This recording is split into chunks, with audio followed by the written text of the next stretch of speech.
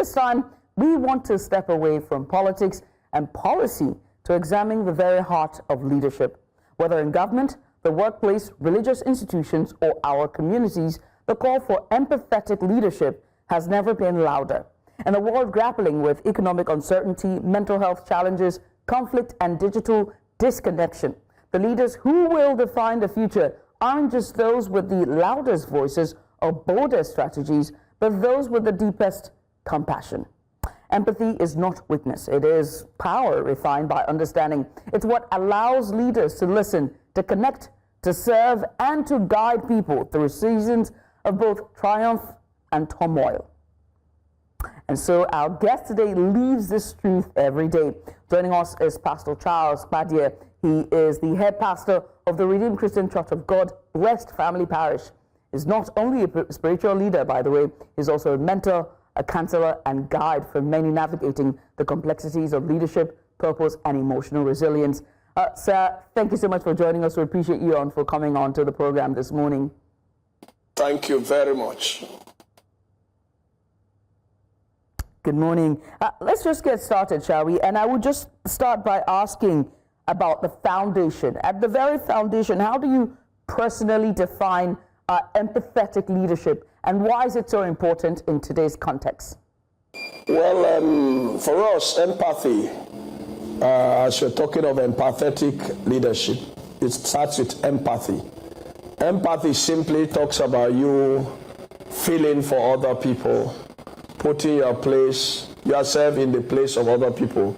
Now, when we talk about empathetic leadership, basically it's about your ability to understand other people's perspectives. It talks about feeling their struggles and then doing something about it. So a leadership that understands other people's perspectives, a leadership that is very, very ready to begin to see how other people are struggling, feel their struggles, and this leadership will then begin to take certain actions compassionately about those issues. That, for us, is what we see as empathetic leadership.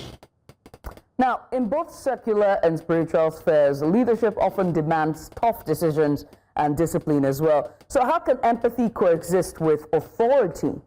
Well, that's the essence of it, because, for many people, anytime we talk about empathetic leadership, especially, people are thinking of things like a leadership. Sorry, I'm having a lot of feedback. Yeah. We're talking about a leadership that is fili-fili, very churchy. So basically what I was trying to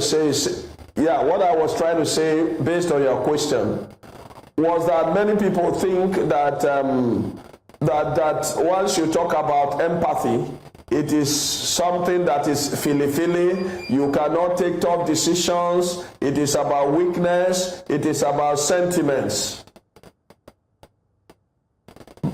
But I want to say very clearly that leadership has no conflict with empathy. Empathy indeed helps you to take tough decisions because, number one, you have understanding. Number two, you are able to see things also and feel what the other person is feeling. And so you are able to deal with the person in a way where you can get the kind of accountability that the person is giving to you. So that for me is the real reason why there is no conflict between having empathy and taking hard decisions, especially in spiritual matters. In fact, it's a little easier when it comes to spiritual. Many times it's tougher when it comes to the corporates and other things, areas where we are having to deal with empathy. Sir, as we're talking about empathy, many people see empathy as being soft or emotional, and most especially given how patriarchal our society is. male leaders will see it as being too soft or be too emotional, and people regard leaders as strict and stiff and solid, if that makes any sense. What would you say to leaders, especially men, male, who are taught to repress emotions in the name of strength and solid?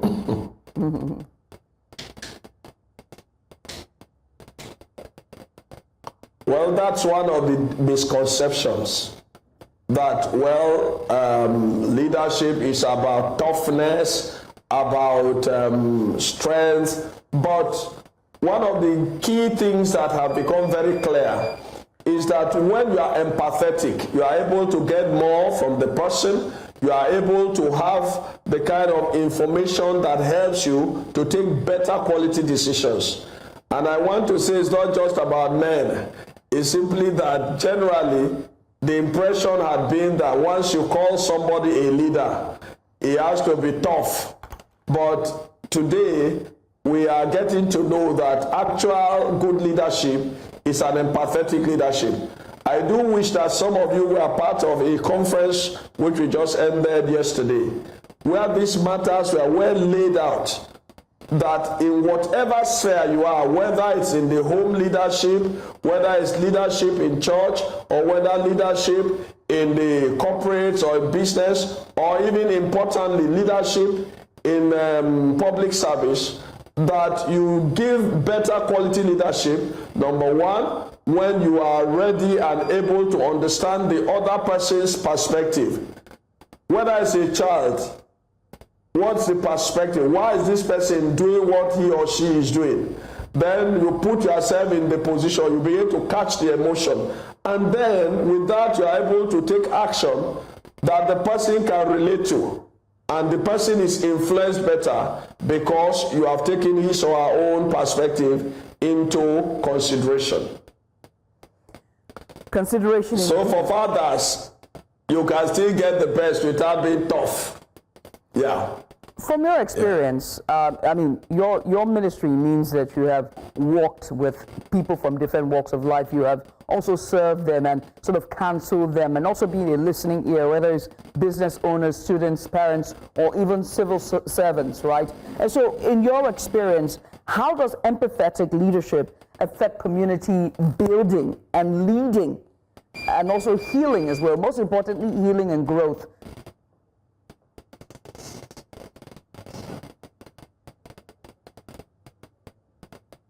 The issue of healing of communities and people, you see, like we keep talking about it, when a person does not feel that you even care to listen to his own perspective, or does not feel that you understand what he or she is feeling, it's very difficult for the person to receive any form of solution that you are receiving. And this is the difficult issue, especially in many areas where let me use the public service for example. Today, many times when people have issues, let's talk about Nigeria. People are concerned, they are complaining. Those of us who are leading them are on the other side. Our world is slightly different from them. Empathy makes you to want to carry yourself and understand them, their own perspective, listen to them. Very important part of empathy. Number two, if you listen, then you will then be able to feel. If you feel, a man relates to your feeling. And so because the person can relate to your feeling that you can feel, then you will be able to then receive whatever solution you are bringing. I had said somewhere that many times what we think, whether in church or in public service, is to throw palliatives at people.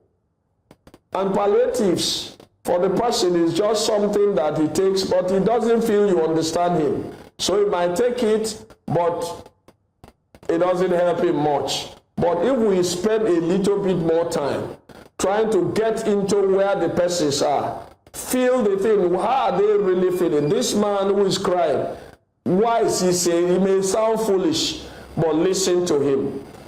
And then try to carry yourself into his place.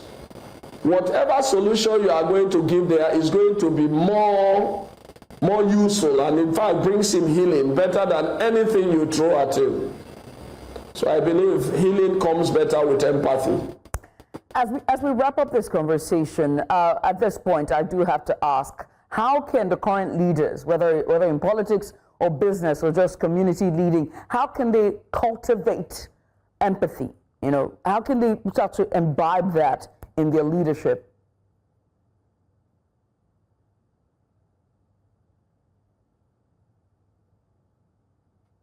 Well, talking about us, how do I cultivate empathy? You see, one of the myths about empathy was that empathy cannot be learned. But that's a myth. You can learn empathy.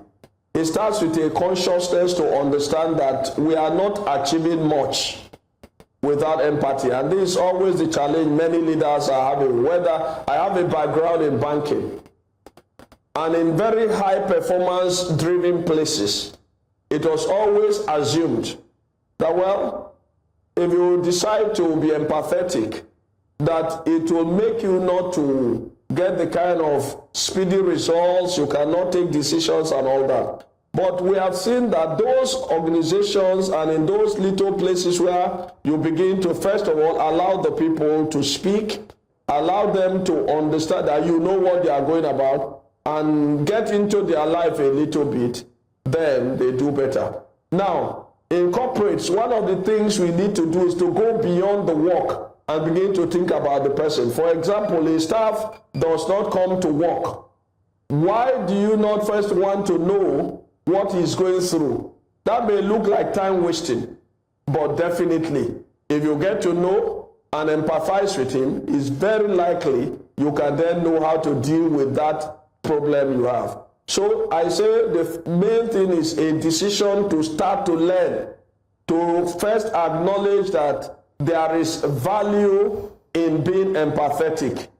Then you begin to learn a little bit. There are lots of studies, there are lots of conferences, there are lots of things now. All over the world, empathy has become a major issue in leadership. I'll also beg those, we just finished a conference on empathetic leadership.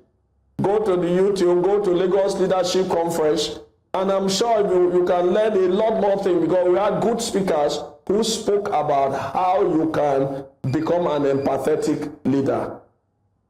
Thank you. Thank you so much, sir. Besides, I will be sending you an invoice or receipt for that promotion. Pastor Charles Kpandei, he is the head pastor at RCCG, one of the branches here in Lagos. I want to say thank you so much for taking out the time to join us. Leadership is no more just about commanding a room. It's about understanding the people in it. Once again, sir, thank you for reminding us this morning.